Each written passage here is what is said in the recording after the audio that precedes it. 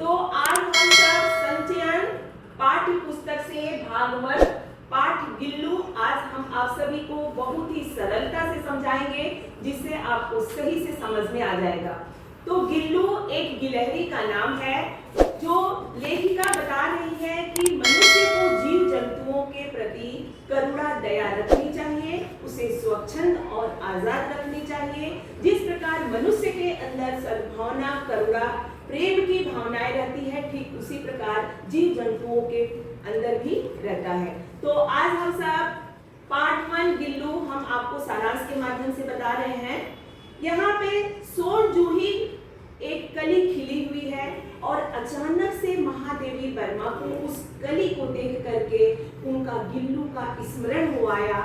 जिस प्रकार उस गमले में गिल्लू जो जाकर छिप करके बैठता था और वह आज वह इस दुनिया में नहीं है, उस शायद उनको लगा कि आज वह उस हरितिमा से, उस कली से, उस पौधे से, फूल के माध्यम से उनका गिल्लू उनको दिखाई देगा। इस तरह वह महादेवी वर्मा याद करती है उस गिल्लू को। वह बताती है कि एक समय मैं बरामदे में बैठी हुई थी और छोटे से गमले में गिलहरी छोटी सी बच्ची थी, वह गिर कर पड़ी थी और कौवे जो है अपने आहार बनाने के लिए उसको चोंचों से घाव कर रहे थे। मैंने जब देखा तो आया और उसे उठाने की प्रयास की। लोगों ने कहा ये कौवे का घाव का है, ये ठीक नहीं होगा, ये कौवे की चोंच का जो घाव उसे लगा है वह ठीक नहीं होगा। लेकिन मैंने उसे क्या किया, धीरे से उसे अपने गोद में उठाया। यहाँ पे कौवे के बारे में लेखिका बता रही है कि कौवे एक समादरित और अनादरित पक्षी है। कौवे को सम्मान भी दिया जाता है और कौवे को अपमान भी किया जाता है। सम्मान कब किया जाता है, जब पितृपक्ष आता है तो उस पितृपक्ष में कौवे को खिलाने से पितरों का उद्धार होता है। और अगर दरवाजे के पास, अगर खिड़की के पास या बरामदे में कहीं कौवे की आवाज आती है तो लोग मेहमान की आने की खबर समझ करके उनको शुभ मानते हैं। लेकिन यहाँ समादरित हो रहा है, अनादरित होता है कौवे को जब वह कर्कश आवाज में वह बोलता है, तब लोग उसे अपमान भी करते हैं। तो यहाँ पे काग के बारे में महादेवी वर्मा कही है। उसके बाद हम आगे चलते हैं कि क्या हुआ उनके कहानी में। तब गमले से जब उन्होंने छोटे से जीव को चोंचों से छुआ छुओल का खेल खेल करके, छुआ छुओल एक खेल होता है जो छिप जाता है, मारता है फिर लोग छिप जाते हैं, वह एक खेल होता है। तो इस तरह लेखिका बता रही है कि मैं उस छोटे से जीव को काग के चोंचों से घाव होने के बावजूद मैंने उसे धीरे से अपने गोद में उठाया, फिर घर में अंदर ले गई। लोगों ने कहा इसका चोंचों का घाव है, ये ठीक नहीं होगा, फिर भी मुझे ऐसा नहीं लगा। मैं उसे ले जाकर मलहम पट्टी लगाई और फिर वह इस तरह धीरे धीरे अच्छा होने लगा। मैंने उसके मुंह में दूध से बत्ती से लगा कर, जैसे रुई का होता है ना, रुई में बत्ती को बनाकर दूध में डुबो करके उसके मुंह में टपकाया। धीरे धीरे उसके मुंह से लुढ़क जा रहा था, फिर वह पीना शुरू किया। धीरे धीरे वह क्या हो गया, एक झबरा बार बलबाल हो गया, चमकीली आंखें हो गई और वह सुंदर और स्वच्छ और बड़ा भी होने लगा। हमने उसका नाम गिल्लू से, गिलहरी से क्या कर दी, संज्ञावाचक में गिल्लू नाम रख दिया। इस तरह लेखिका बता रही है। अब लेखिका गिल्लू और लेखिका के प्रति इतना प्यार और प्रेम भाव बढ़ गया कि गिलहरी जो है, गिल्लू जो है, गिल्लू को रखने के लिए एक उन्होंने सुंदर से डालियां बनाई और उसमें सुंदर रुई बिछाकर अपने बरामदे में वह टांग दी। जाने आने समय में जब भी वह लेखिका विद्यालय जाती थी, वह शिक्षिका थी, वह जब अपने विद्यालय जाती थी तो उसको खाने की वस्तु, जितने काजू मिर्चा जो भी खाता था वहां पे वह रख देती थी, वह खाता। और जैसे ही महादेवी वर्मा का दरवाजा घर में प्रवेश करती खुलता था, उनको वो सर से उनके पास पहुंचता था और उनके कंधे से नीचे तक, ऊपर तक वह उनके मिलाप करने लगता था। ऐसा जैसे एक माँ बेटे का प्यार होता है, ऐसे उन्होंने दोनों में प्रेम बढ़ता गया।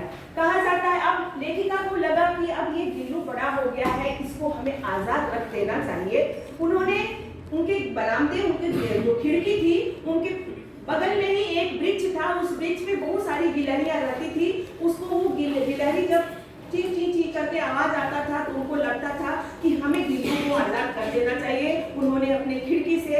एक छोटा सा कोना खोल दिया जिससे गिलहरी के पास वह पेड़ पर चले जाए और आराम से वहां झूले पर झूलेगा। लेकिन वह समय से जाता था और जैसे ही वो खेल ओल करके पेड़ के ऊपर जाता और मस्ती करने के बाद वह फिर उसी जाली के अंदर से वह अपने झूले पर आकर रह जाता था।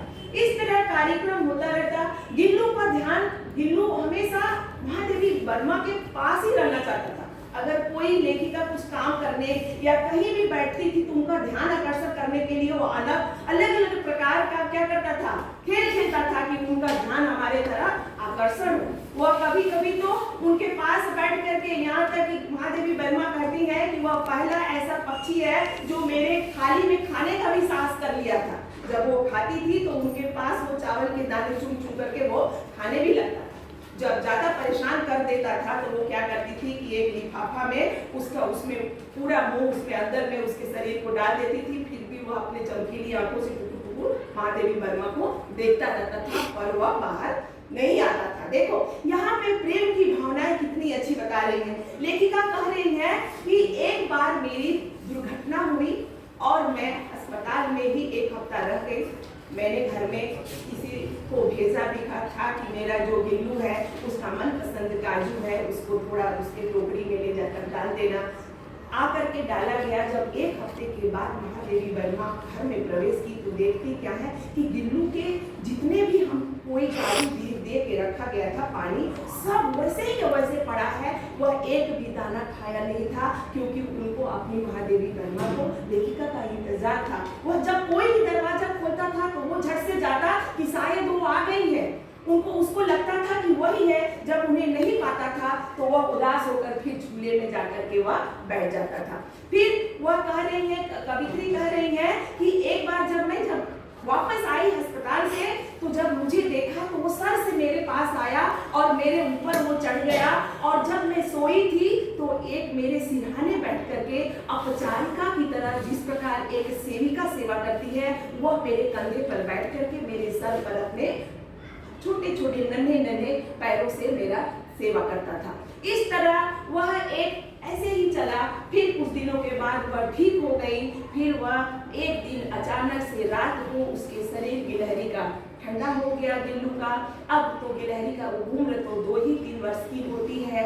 अब गिलहरी का जब शरीर ठंडा हो गया तो महादेवी वर्मा को पता चल गया कि अब इसका अंतिम समय आ गया है। और वह जिस प्रकार नन्हे जब उसको छोटे में पाई थी उसी प्रकार उंगली पकड़ करके गिलहरी उनको अपना हाथों से, गिलहरी ने क्या किया, उंगली पकड़ करके वह प्यार की भावनाओं में चपटा रहा और फिर वह हमेशा के लिए सो गया। इस तरह महादेवी वर्मा के जीवन में गिलहरी का जब अंत हो गया तो वह उस गिलहरी को ले जाकर जहाँ से उसमें पाया था उसी गमले में ले जाकर के महादेवी वर्मा ने उसको दफना दिया कि शायद उस गमले से एक कली से फिर कली की तरह उस गमले की मिट्टी से वह निकलेगा और फिर मेरे जीवन में एक बार खुशहाल का समय ला देगा। तो मैंने आपको स्टार्टिंग में ही बताया था कि उस फूल को देख करके महादेवी वर्मा ने अपने गिल्लू को याद कर रही है कि शायद गिल्लू उस गमले से फिर से एक फूल के माध्यम से निकल करके हमारे सामने आएगा।